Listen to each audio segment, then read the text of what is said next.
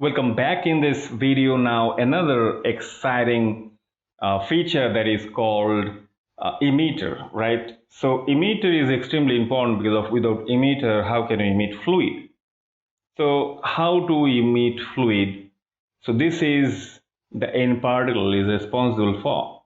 So select the end particle and select, press Control key and select this fluid container and go for this fluid, and in here we can see that add emit from object, and you can say that we have reset it and add, and now we have this emitter. And we have two kind of emitters, so keep in mind one is emitter, which is end particle, and one is fluid emitter, which is written right there. That is why this is written like this.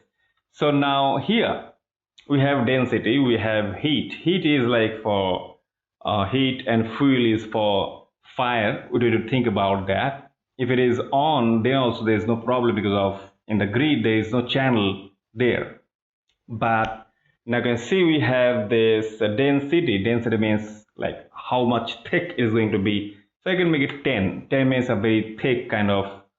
You can make it bigger or smaller based on the choice of yours, but like let me see that how 10 works. Now see, first of all, go for this 200 frame first of all, and now right click and set a key, and in 300 frame it is going to be 0. That means is what, that it will take 100 frame to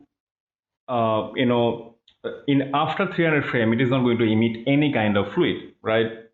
So that means is what, you can right click and go for this, and you can see 200 like an opacity kind of thing, or slowly it is it is not emitting anymore, right?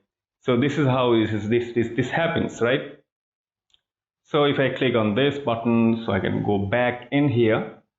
Now this is what you need to have, and there is no changes I need to do for this section. So this is pretty easy and straightforward, right?